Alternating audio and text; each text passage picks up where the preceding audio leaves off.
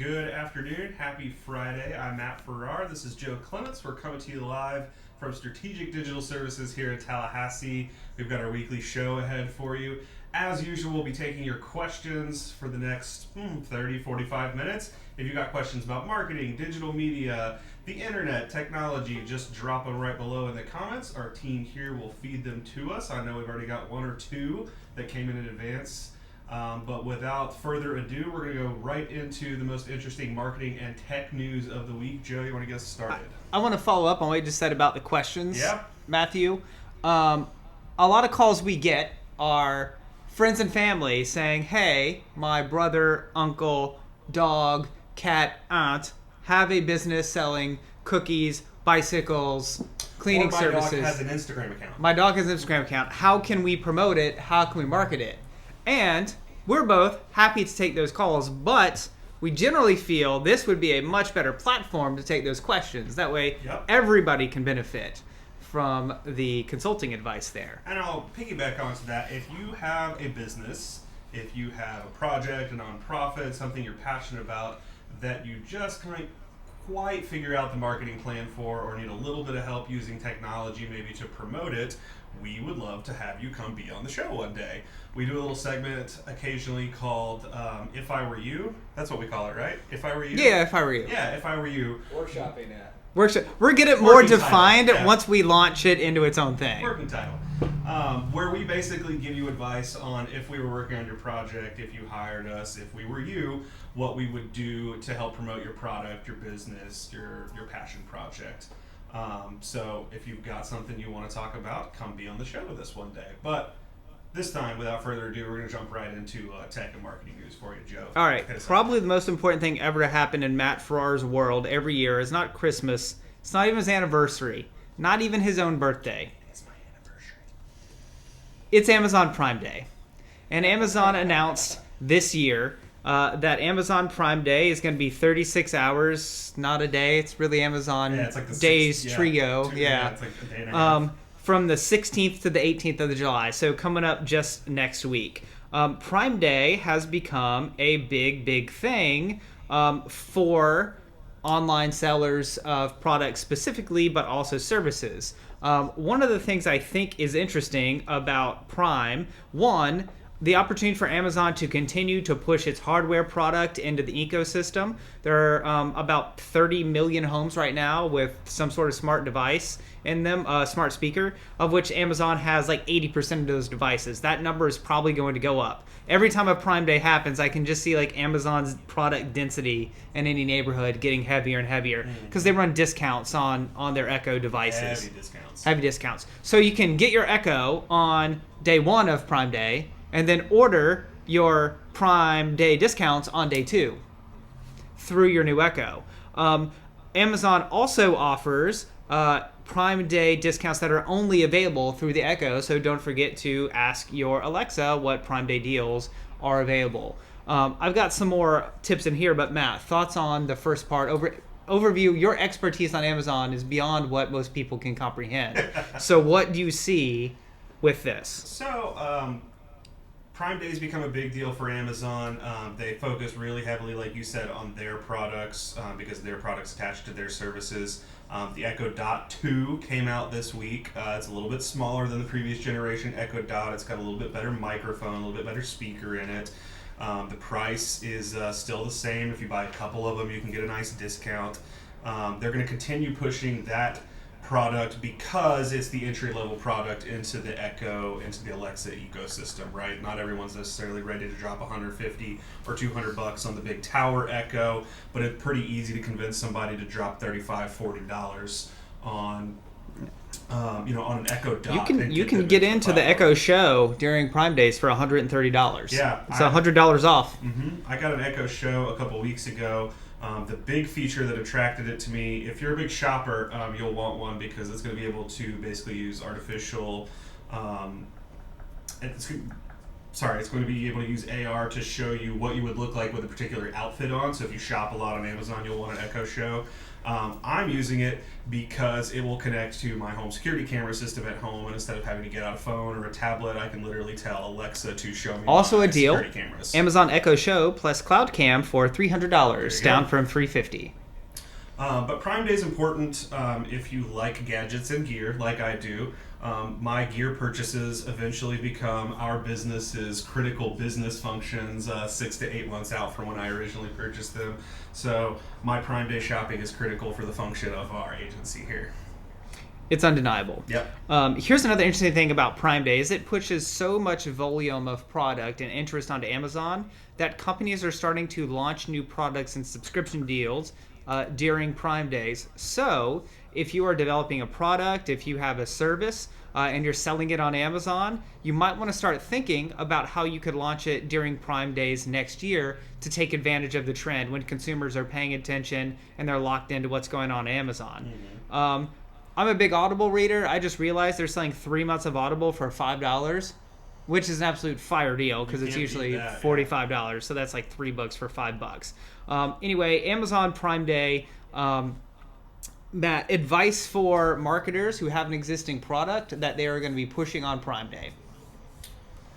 I mean, Amazon's advertising platform, at least for the products it's selling, is fairly mature. They've got a new advertising platform for other products they're building.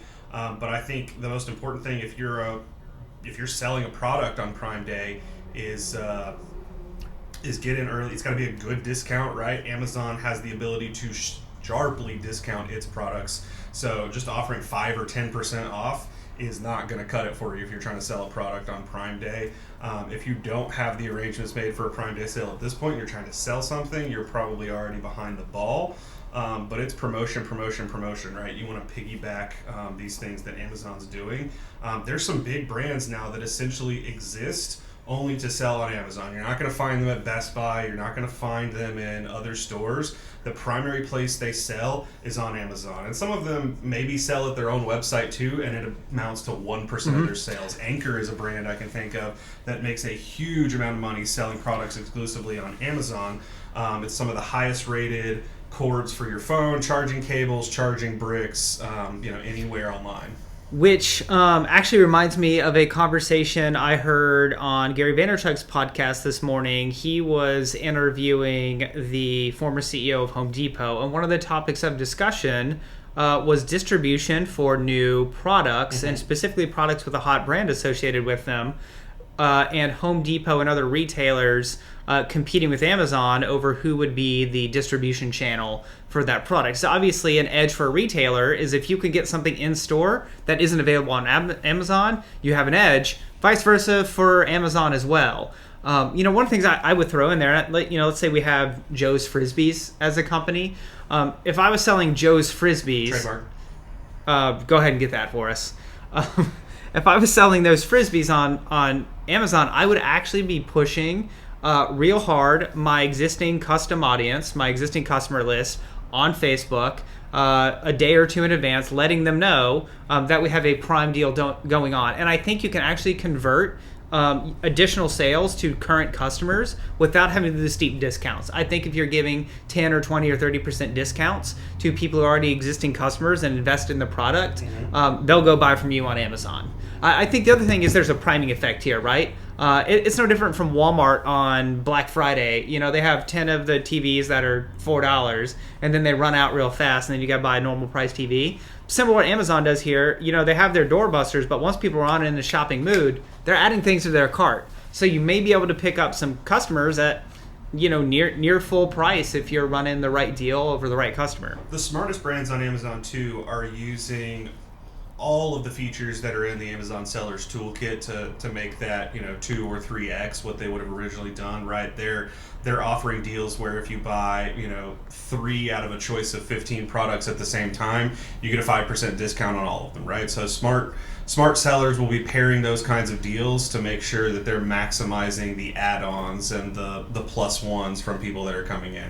Amazon's already really good about that.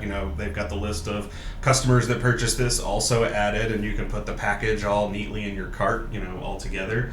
But smart sellers are going to use all the features that are available in the toolkit to get it done. Good on Amazon? Mm-hmm. Good on the Amazon topic? Yeah. All right, so Question. Yeah. go ahead. It's from Producer me, it's Kyle. not from the comments. All right, That's okay. Producer Kyle, So your what question. What I've seen recently is like Walmart going super hard at Amazon's like 2-day delivery. I don't know if you guys have seen those Yep. commercials Yep. at all. 100%. What do you guys think of that? So as a matter of fact, shopping on Walmart.com. Walmart is also running a similar sale over the same time period. Mm-hmm. And so is Best Buy and Microsoft and eBay. So Amazon with the Prime Days has literally created this industry-wide effect for online retailers selling, in July, this little spike in sales. I'm sorry, what was the actual question you asked before I started do you ranting think on it? it's- Like, do we think it can compete? Yeah. Yeah, I mean, I don't think Walmart is probably likely to be an Amazon killer at any point in the near future. It's got different customers. It's Walmart, so it's going to be competitive for Yeah. sure. But I don't think the Amazon customer and the Walmart customer necessarily look exactly alike. I think there's Specifically the different Prime segments. customer. Yeah. Because you might be in a position where you don't even think twice about the $120 a year to be a Prime member. But Walmart's core shopper is going to think twice about the $120 up front to be a Prime member. And for that reason, you'll have a big segment that Walmart, their base audience, that is going to shop at Walmart in store and online, that probably isn't going to pay the upfront cost to be an Amazon Prime member. Well, Walmart is also not an ecosystem of any kind, right? Like Amazon is an ecosystem. When you get a Prime membership or you're buying something from them, it's connected to dozens or hundreds of different things, whether it's Audible, whether it's, their TV shows and their movies, Kindle. I mean, there's just all these different platforms that all go into the Amazon ecosystem. That doesn't exist with Walmart, right? It's just good prices for stuff you need. Like that's the Walmart selling point. So I think it's it's apples and oranges for the most part. Is that a good answer for you, though? Yeah, my thing is, it was more about, like, they're like, no membership pricing was the thing. So, like, does anybody switch? Like, the people that, like, they just raised Amazon Prime, does anybody switch after that $10 raise, or, like... Man, here's the thing. I think I would love to see Amazon stats on this. I don't think I've seen it. But your Prime user, once they're on, and they are using not just the 2-day shipping, but they're streaming Prime Video. My guess is once they are into two things, they're doing the shipping and then something else, that your conversion, your renewal rate on those people is like 95%. They either went broke or they died is the reason they didn't renew. Once they're into two parts. Now, if they're only using it for one thing, you might lose them on occasion. But my guess is once they're into two silos that Amazon's giving you a deal on, could be the music, for example, that you got them. Yeah, that ecosystem thing was really good, because I think that's what it is. Like, you can live on Amazon pretty much. Yeah, I think too, one of the big differences between Walmart and Amazon, Walmart has obviously, millions of products that it sells at its physical locations in the US, around the world. But a lot of the stuff in their online store is done through partnerships, right? They're partnering with other brands, with other stores to basically make the delivery for you. And obviously Amazon does that as well. I think Amazon does it better. Walmart has a lot less control of third-party relationships when it's sending out those internet products than Amazon does. Amazon does a much better job, in my opinion, of regulating that third-party relationship to ensure that a quality purchase, prompt delivery, all of those things are happening. And I don't think Walmart has the customer service portion of that figured out very well yet. Yeah, agreed.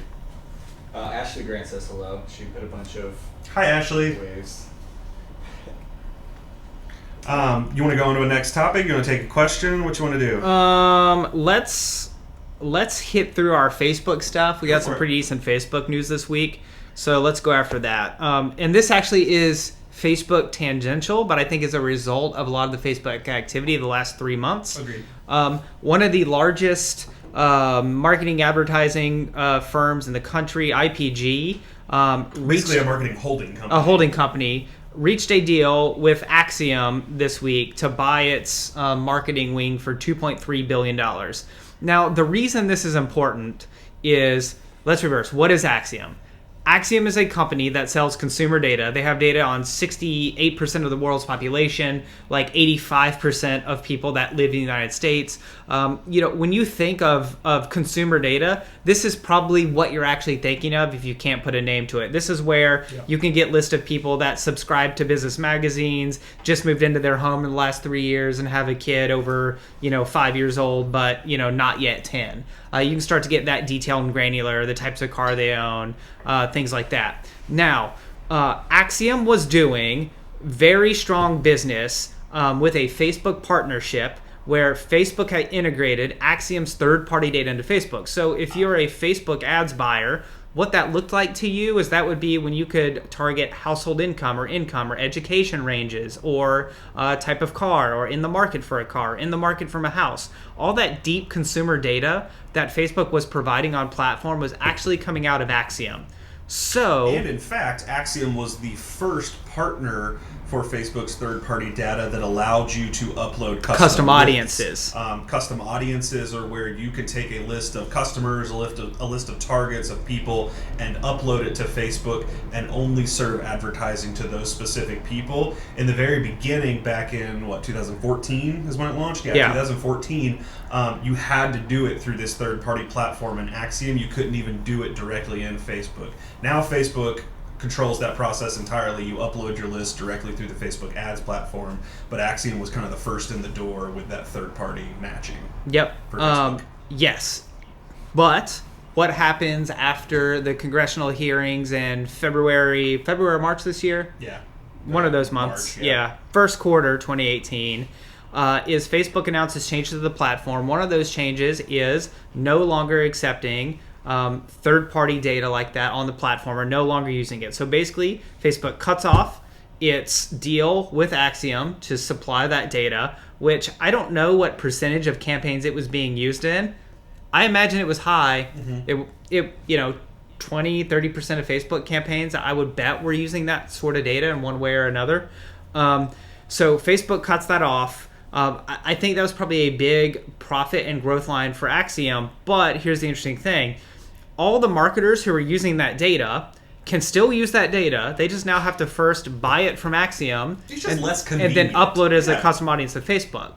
So here's what's interesting. IPG comes in and basically from all of its competitors buys away potentially the ability for them to target those specific audiences on any platform, direct mail, Facebook, what is it? Or they get to make a profit on each of their competitors' targeted consumer purchases. Mm-hmm. I don't know the economics of Axiom. I don't think it's a publicly held company. I think it's closely held. I don't know if $2.3 billion is a great deal, but from a strategy perspective for IPG, I think it's a smart buy. I think that data has value. There's not many places to get that sort of data. I think, look, just having at least a rough idea of how much data Axiom has, having purchased some of it, regardless of the company's even ability to make money, I think $2.3 billion is probably a really good deal for just the quantity of data that is held there, right? I mean, they essentially just brokered a setup where they don't have to purchase any consumer data for a really long time, and all they have to do are keep their data silos running that are already in place from Axiom to keep collecting new data. So for a giant marketing holding company, that in and of itself, regardless of how well the company makes money or what its profit margin is a really good deal. Yeah. All right, anything else on the Axiom IPG deal? Nope, something to watch. I have a feeling it'll come back in some other... We haven't seen the last of why this deal matters is my guess here. Yeah, whether they lock down the platform or whether they up the price. It'll be one of those two things. Or they're making a big play on addressable TV 2 or 3 years into the future. Yep. All right, so let's get a little deeper into Facebook here. This week, Facebook opened up its Brand Collabs Manager beta in the US. And so what this allows you to do, if you're a major brand and you have a page, you can see other pages that are tagging your brand in them, or have requested to do a influencer campaign with you. And then you can see in your Facebook Insights, you can see for each of those different pages and posts, how much reach it's gotten, how much engagement it's gotten, and you can spend your money boosting those posts. So you can control the ad targeting for that post if the partner allows you to do so. If you're an influencer or creator out there and you're looking to get a beta invite into this platform, it looks like you need to have about at least 25,000 or so followers before they'll even let you in the door. So if you're listening or you're watching and you fit that criteria, it's probably worth looking to try to get in if you're interested in monetizing your content over the next 12 months. And we have one client who got in the beta, and I was just briefly playing around with it yesterday. I think it's new. I think the biggest thing they're facing is people are used to thinking of those influencer campaigns as like, I find Matt and that's a one-off, and then I go find Kyle and that's a one-off, and then I go find Shannon and that's a one-off. What this lets you do is manage it as a portfolio and compare your portfolio one-to-one, right on top of the other. I think what happens in this case is you're going to see some of the influencers who are really delivering getting really rich, and you're going to see the tail that has been pulling like okay numbers start to get chopped off. You're going to start to see a real differentiation there between the winners and the losers in the influencer world. Yeah, there's going to be a lot more metrics that are easy to calculate on it. I think the interesting thing it will do as well is because it has decreased the barrier to entry for starting. If you don't do any influencer marketing right now, right, and you're interested in doing it, the barrier to entry for that just got a whole hell of a lot smaller. Lower, it does not cost a heck of a lot of money now just to start that process, right? But even if I was going to pay an influencer $10,000 to do something, it was probably going to cost me before $3,000, $4,000, $5,000 just to do the necessary searching and vetting to find that person. Maybe less if you've done it before, really good at it. But again, if you're new, or if you know the industry. But now that barrier to entry is so much smaller. It's so much easier to find that person,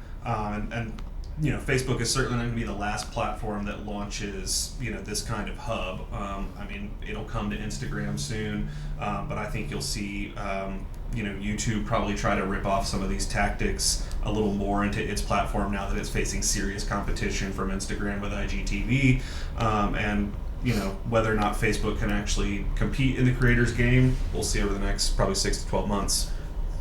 Yeah, I suspect they will, and I suspect you'll see a similar feature coming to Insta. All right, so moving on in Facebook world, we've got Facebook starting to crack down on fake accounts. You know, they announced they cleared, I think it was 250 million. I'll sneeze there. 250 million.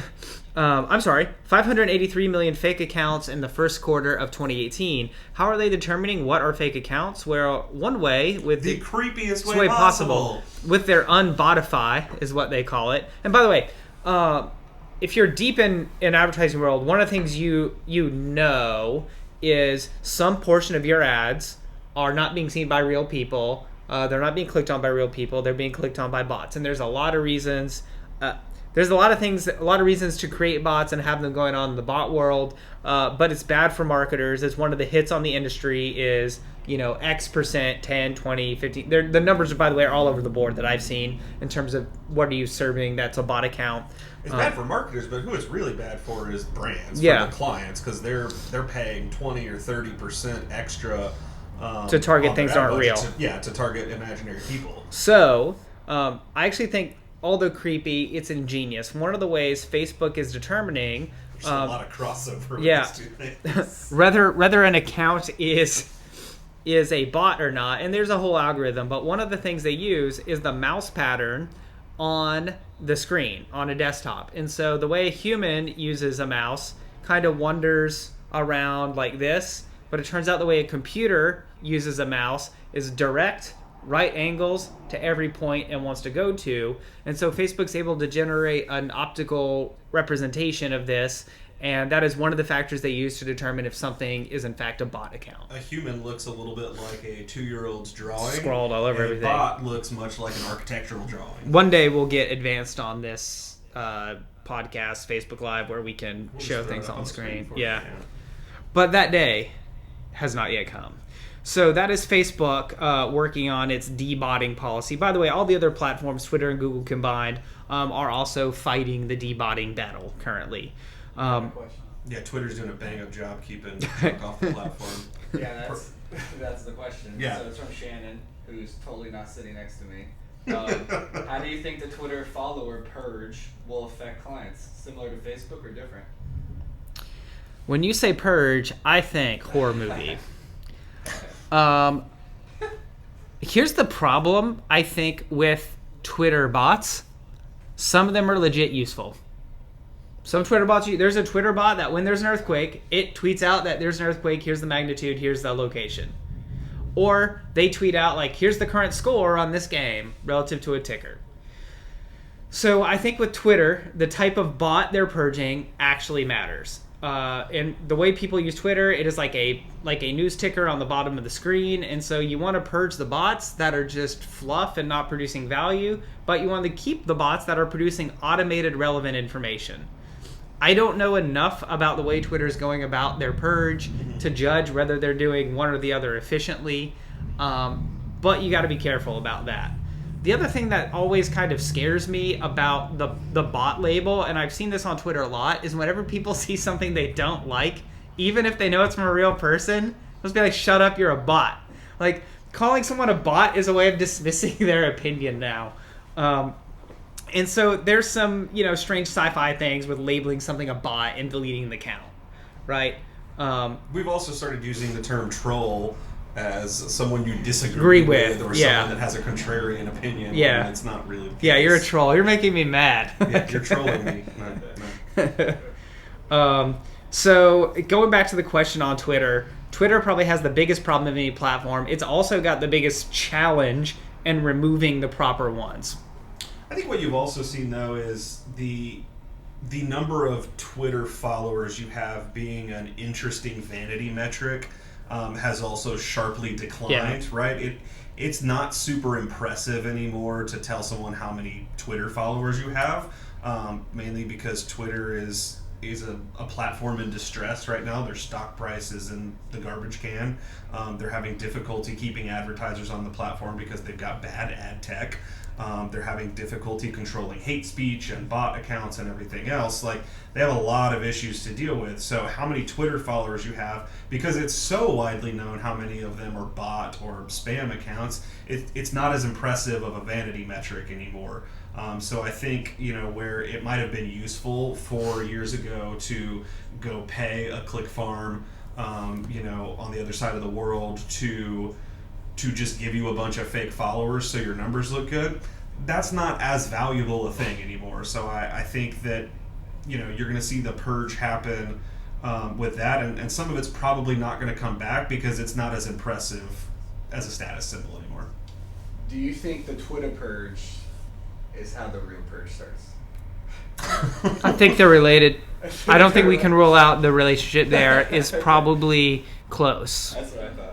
Right? Because if I were the founding fathers in the purge, I would announce the purge on Twitter with 10 minutes notice. And then we'll see who's paying attention. No one, because it's Twitter. No one, because it's Twitter. Well, the journalist, the only people paying attention are the people entertainers. who see it 10 seconds after you posted it. Well, basically, there's two people on Twitter that's left. There's people who really love Donald Trump and people who really hate Donald Trump. And that is what is left on Twitter today. They interact a lot. They just collide. That's what Twitter has become. That's what the purge is going to become. Oh, I like it. I like the angle here. We need to get this screenplay written. They're cranking out purge movies every year, so it certainly can fit into the lineup somewhere. Kyle, we have any more interesting questions, or we want to go to another news story? We actually do. We have one from Instagram. Oh, okay. Let's get it. What's an Instaface? Okay, this is from Jennifer Portillo. So, What's your take on posting the same content on all social media platforms? Acceptable or too dull? Yeah, Joe, I'll let you answer. I got strong thoughts. On Okay, this. I have thoughts that go back and forth on this. All right, so here's what I think. I think what actually matters the most, platform to platform to platform, is post copy. If you change that post copy, you're going to get better performance platform to platform. Now, I do think you would get benefit, you would get lift off changing the content. For example, Twitter, if you are just like hot and on the spot with a fire message and you're savvy, you're going to get some pop on that. Probably not as much on Facebook. On Facebook, you just got to be relevant for like the 48 or 72 hour period that you're in. And then on Insta, it's got to look pretty. It doesn't matter if it happened recently. It doesn't matter. It's just got to look good. Like, I see videos and pictures going around on Insta that are a year and a half, 2 years old. And they just kind of keep making the rounds and making the rounds and making the rounds because... And they don't have to be super high quality. Yeah. Well, they just have to be... You mean on Insta? Yeah.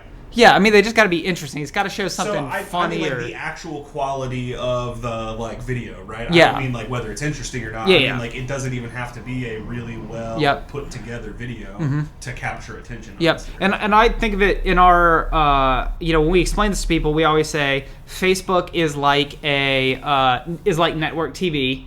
So you got to do something that's kind of like network TV. It's got reasonably broad appeal to your audience. The call to action usually needs to be clear on Facebook for what you're asking for. But then you got Twitter, and Twitter is like the news ticker. And so it has to be something that's interesting in a news ticker format. So it's got to be witty in text by itself. You can't... Pictures and videos never seem to really drive interaction on Twitter. Like, snarkiness drives interaction on Twitter. And then Instagram is the high gloss magazine of the digital world. Like, you put a big... pretty picture with maybe some interesting, post description. Big pretty pictures. That's all you ever wanted. This is Trump's world now, and it's all big, beautiful photos. You're going to get a better response. So I don't know that answer. I think you can get away with it if you change the post text. I think it's optimal to treat each of those as tactically different platforms. Yeah, I mean, I basically think the same thing. I mean, I don't think it's the end of the world if you cross-post on everything, but I do think it's a tactical mistake to just take the same content and dump it on every platform simultaneously with the exact same message. You can do it, right? But you're not probably going to get the best result on any of those platforms. You just gave us a nice synopsis of what works well on each platform, but I see a graphic a lot of times that does really well on Facebook, right? It's got text on it, it's got a call to action, it performs well on Facebook, and then that same graphic just gets transferred over to Instagram, and I'm not a fan of that, right? Because the photo itself is not an interesting photo, and text-heavy graphics on Instagram just do not do well. People do not engage with them on Instagram. People want to see an interesting photo, a beautiful photo, a photo that gives them a glimpse into something they couldn't otherwise see. Twitter, I don't see photos and video driving a lot of the conversation on Twitter. On Twitter, like you said, you need to be witty, you need to be snarky, or the other thing that Twitter can do better than anyone else is quick response, right? So you have the breaking thing, the information that comes out on Twitter quickly before you have time to package something nicely for Instagram or for Facebook. So I think it's important to remember what works on those platforms when you're thinking about content from them. And it doesn't mean it has to be drastically different, but don't just post the same thing on all three and think it's going to work. But I want to be like the real practical part of this, because Jen works at an agency, and it's probably most of the people listening to this work in an agency or doing this professionally. The real practical part here is at some point when you're in the digital marketing world, you're under the gun to produce content, and the client wants it on multiple platforms. Yes. So what that means is I would focus on making the platform that matters most for the client's audience gets the priority time. Yes. Now, here's another confusing part of this is when I look at the staff that have worked for us, or even myself, like people just are naturally gifted at different platforms. I find very few people, for example, that are like great on Insta and great on Twitter, because it's very different ways of thinking. Like you have a personal style as a marketer, as a staff member, as a whatever, that probably falls in line with one, maybe two platforms, but those platforms are all so unique that it's tough to be just an all-star at all of them. Yeah. And so I think what you got to find is, if you're working at an agency, you need to match like that brand's needs with the in-house talent who is best at providing the content for that specific platform. Yep. And then you can copy or adjust your platform downrange. But I think really in an agency situation, and unless the client is going all out and you can throw everything at it, like the thing to do is double down on the strength where their audience is at and be really good there and be like okay serviceable at the other ones. Yeah. I mean, unlimited resources makes everything easier for sure. I think if you're... And not unlimited, right? There's probably like for every agency it's going to be different where it makes sense for you to be really good at all three. But I mean, yeah, obviously, if you have a 50-person staff, it's a vastly different thing than if you have a 3-person staff. I do think one thing that's interesting to note, let's say you're not under pressure from a client or from your boss to just get something out everywhere. If you do have the luxury of being in a situation where you can kind of control where things are going out, instead of trying to be everywhere, I would try to decide where your voice is as a brand, as a business, as a nonprofit, as a political candidate, as an elected official, whatever you are. Try to decide what makes most sense for your brand personally and double down on the 1 or 2 platforms that really fall in line with your personality. Yeah. If you have that control, that's the thing to do. And maybe eventually you expand out to other ones. But find Facebook and Instagram, find Twitter and Snapchat, whatever that combination of 1 or 2 platforms is that just fits most in line with how you operate, and just double or triple down on creating good content. YouTube and email, which I think is probably the most undervalued combination if you're selling to men. Yeah. YouTube and email. All right, so we good there? Any other questions? Actually, Ashley brought up like a really good point. I think you guys saw it. She said like difference even between inside of platforms. So like that's a really good point. Like stories versus posts on Instagram. Exactly. That's a really great point too. Like, those are completely different things. If for no other reason than the base content is at a different size ratio, right? You're talking about vertical content versus wide content or square content. So that's a really good point. You can have a lot of success in Instagram stories and have really poorly performing posts. Or vice versa on Instagram. You can be great at video on Facebook and have, not awesome static content or written content. But again, I think it goes back to finding your sweet spot for your brand, for your candidate, your voice, and focusing the attention on what's performing. And that might change over time, right? Especially as platforms prioritize different products that they sell. Live video, what we're talking to everyone on right now, like gets a little extra boost from Facebook. Yep. That won't be the case probably in 6 to 12 You're going to have to be months. good at it in 6 to 12 months. It'll be, we're going to start to see the bottom filter out. Shaky phone videos from a rally where you can't hear anything or you can't see anything are going to start performing really poorly. Well-produced stuff is going to rise to the top, or stuff that's really, really interesting. Yep. But look, this also ties in. I mean, we've gone deep and we can cut out some of the news parts here, but I think these are important like lines of questioning, because this also ties in to not only if you're doing this professionally or you work for a brand in-house, do you have to be good at the thing that is like the core? You also need to be testing and developing expertise in the things that are new. And you're going to be wrong sometimes. Yeah, and this will actually tie us into a story that I had coming up here on Instagram, which is Instagram rolling out open-ended questions and stories to make the content more interactive. And so what this is, and a story... solicited questions for this broadcast using that new feature today. Oh, did we? See? So I am good at email and Facebook. I am not good at Instagram. So I'm glad the people who work here that are good at Instagram, Shannon... Shannon's got it on lock. Producer Shannon saw that and did it because testing those features, because you don't know which one is going to break out. The platforms release them, they give it a lot of attention, they see if it works, they deprecate it quickly if it doesn't. But you don't know which one's going to break out, and being prepared for what happens if it breaks out it is key to staying at the top of your game professionally in digital media and marketing. You've got to make some time for experimentation, right? Like 360 photos and 360 videos were really interesting on Facebook. We went for deep a short period of time. for a hot second. And we did some really cool content, I think, with it. It just, over the course of the next year, like the platform just didn't really broaden. It was kind of a novelty item. There's still some value to be had out of a really cool 360 video on Facebook, but it's not the thing that's going to soar to the top anymore. Yeah. And then you get in, and I think this, by the way, is going to be the next thing. In 3 months, we're going to be talking about how to sort through this. Facebook especially is pushing this. YouTube will get into the game, I believe, in the next quarter or so. Is inside of the piece of content, interactivity. That's not a like, a share, a comment, but it's a vote. It's an emoji slider. It's a question sticker. We talked about last week Facebook going into you can vote on live shows to make your Facebook Lives more interactive. But I think you're going to have a suite of a dozen or so tools you can use on a live piece or a produced piece of content. And knowing which one of those to deploy and when in the content is going to be a thing everybody's thinking about. When do I do the poll versus when do I do the slider? When do I do the question, versus when do I do the tag?